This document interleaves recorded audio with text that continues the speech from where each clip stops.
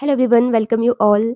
आज मैं लेकर आई हूँ एचपीजीके के 50 क्वेश्चंस। तो वीडियो स्टार्ट करने से पहले अगर आप मेरे चैनल पर न्यू हो, मेरी वीडियो फर्स्ट टाइम देख रहे हो, तो आप चैनल सब्सक्राइब कीजिए और मेरे साथ लास्ट तक बने रहिए।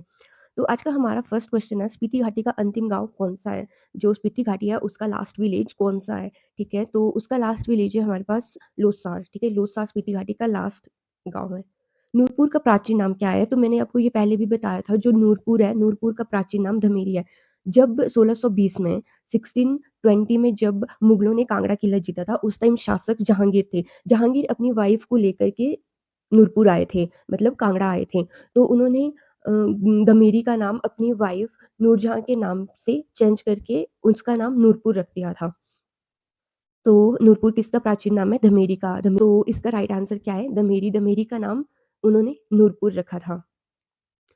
अंग्रेज़ों ने कांगड़ा मुख्यालय को कब धर्मशाला स्थानांतरित किया? तो अंग्रेज़ों ने जो कांगड़ा मुख्यालय है उसको कब धर्मशाला स्थानांतरित किया था? 1855 में, 1855 में। इसका राइट आंसर है बी। 1966 में हिमाचल प्रदेश में विलय से पूर्व ऊना क्षेत्र किस जिले का भाग था? ठीक है, जो 1966 से पहले हिमाचल प्रदेश में 1966 से पहले ये पंजाब का हिस्सा होता था, और पंजाब का के कौन से जिले का हिस्सा होता था? होशियारपुर का। राइट आंसर है इसका ए। 1950 से पूर्व कोटगढ़ तथा कोटखाई किस क्षेत्र के भाग थे? तो इसका राइट आंसर है पूर्वी पंजाब। 1955 से पहले जो कोटगढ़ और कोटखाई है वो पूर्वी पंजाब के भाग थे। 1966 से 1972 तक जिला बनने से पूर्व ऊना निम्न में से किसका भाग था? तो अभी मैंने बताया था आपको कि देखो 1966 तक जो ऊना डिस्ट्रिक्ट है, ऊना होशियारपुर का भाग होती थी। फिर 1966 से 1970 तक एक डिस्ट्रिक्ट बनने तक वो कांगड़ा डिस्ट्रिक्ट का भाग था। ठीक है? वो कांगड़ा डिस्ट्रिक्ट के अंडर आता था। 1960 में कौन-सा जिला हिमाचल प्रदेश का छठा जिला बना? ठीक है, तो वो जब स्टार्टिंग में कब 15 अप्रैल 1948। ठीक है, 15 अप्रैल 1948 जब हमारा हिमाचल बना था, हिमाचल का गठन हुआ था, उस टाइम हिमाचल में टोटल 4 डिस्ट्रिक्ट होते थे, और फिर 5वां जो बना वो बिलासपुर बना। ठीक है? और फिर जो छठा बना 1960 में, सॉरी, फिर जो छठा बना 1960 में, और उसका नाम था किन्नौर डिस्ट्रिक्ट। पहले हमारे पास 4 डिस्ट्रिक्ट थे, फिर 1954 में बिलासपुर डिस्ट्रिक्ट 5वां डिस्ट्रिक्ट बना था, और 1960 में किन्नौर छठा डिस्ट्रिक्ट बना था। 1954 में निम्न में से कौन-सा भाग हिमाचल प्रदेश का 5वां जिला बना? तो मैंने अभी बताया आपको 1954 में, तो कौन-सा डिस्ट्रिक्ट बना था? बिलासपुर।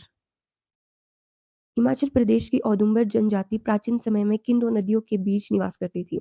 जो औदुंबर जनजाति है वो प्राचीन टाइम में, मतलब प्राचीन समय में कौन-सी नदियों के बीच निवास करती थी? तो इसका राइट आंसर है व्यास और सतलुज। जनसंख्या की दृष्टि से प्रदेश में किस जिले में सर्वाधिक जनजातियाँ पाई जाती हैं? तो इसका राइट आंसर है चंबा। अगर हम पॉपुलेशन के हिसाब से देखें तो सबसे ज़्यादा जो जनजातियाँ हैं वो चंबा डिस्ट्रिक्ट में पाई जाती है। हिमाचल प्रदेश के निवासी गुज्जर निम्नलिखित में से किसके वंशज माने जाते हैं? जो गुज्जर है वो खुद को किसके वंशज मानते हैं? हूणों के वंशज। तो इसका राइट आंसर क्या होगा?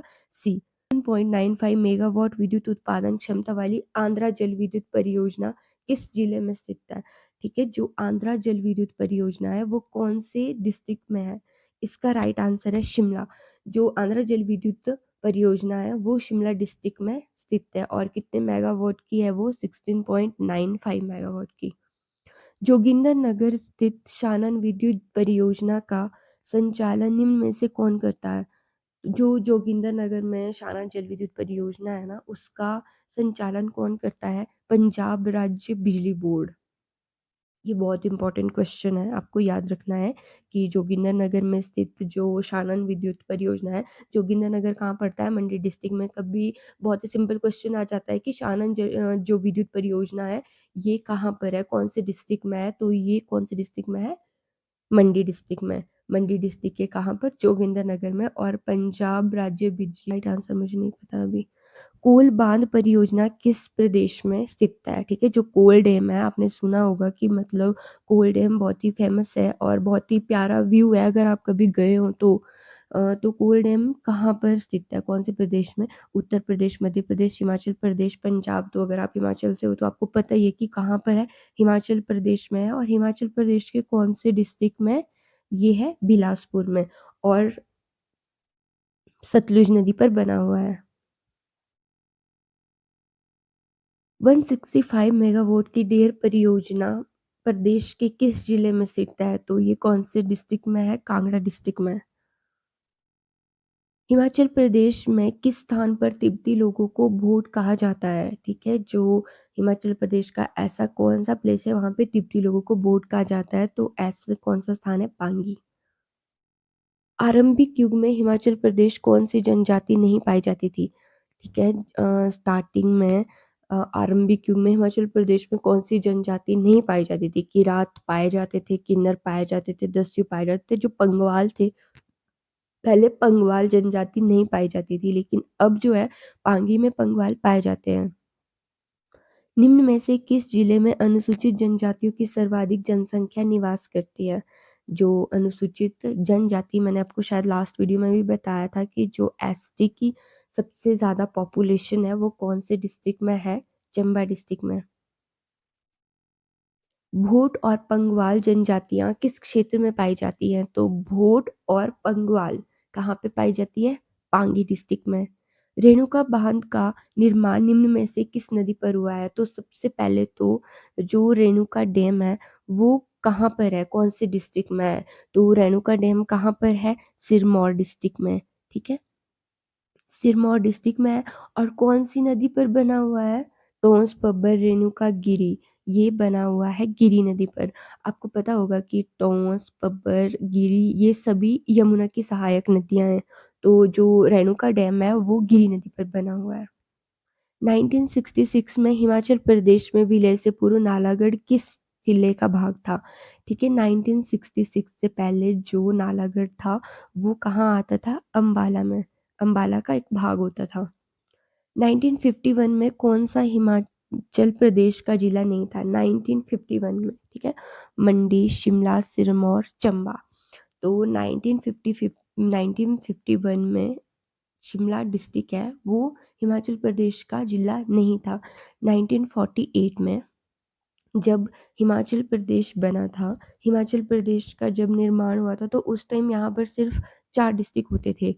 कौन-कौन से? एक तो मंडी था, सिरमौर, चंबा और एक था महासू। फिर उसके बाद 5th जो डिस्ट्रिक्ट बना था वो 1954 में आया था, 1954 में आया था बिलासपुर। और 1960 में आया था किन्नौर, छठा जिला बना था किन्नौर।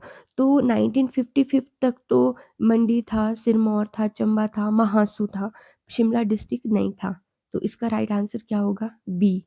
शिमला जिले के डोडरा क्वार को क्या दर्जा दिया गया है?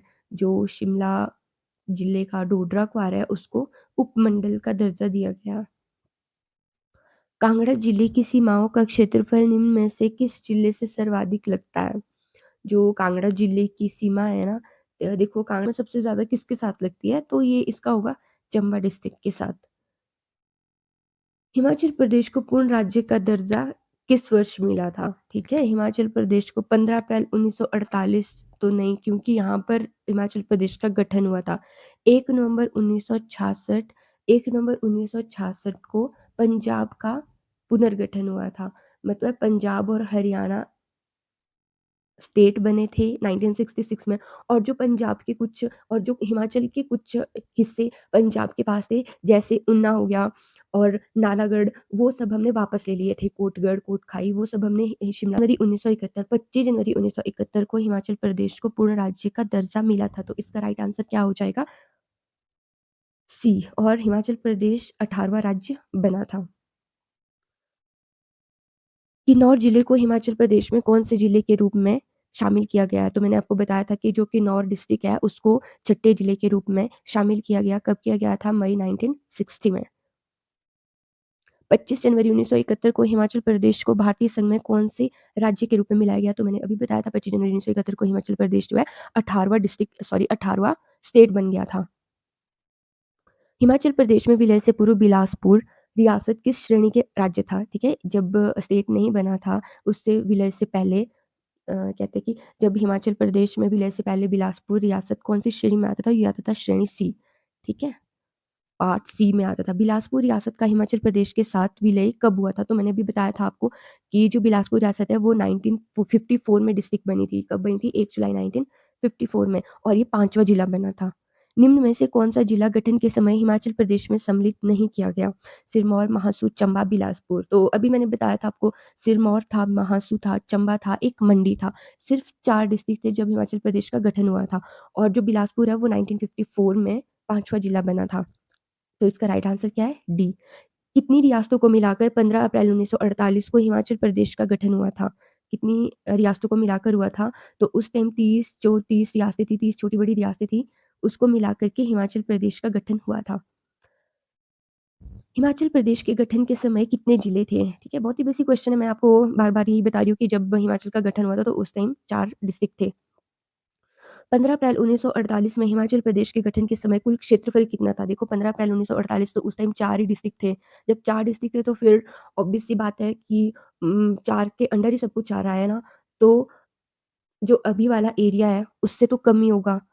तो उस टाइम जो एरिया था वो था 27,018 वर्ग किलोमीटर। डी ऑप्शन राइट है।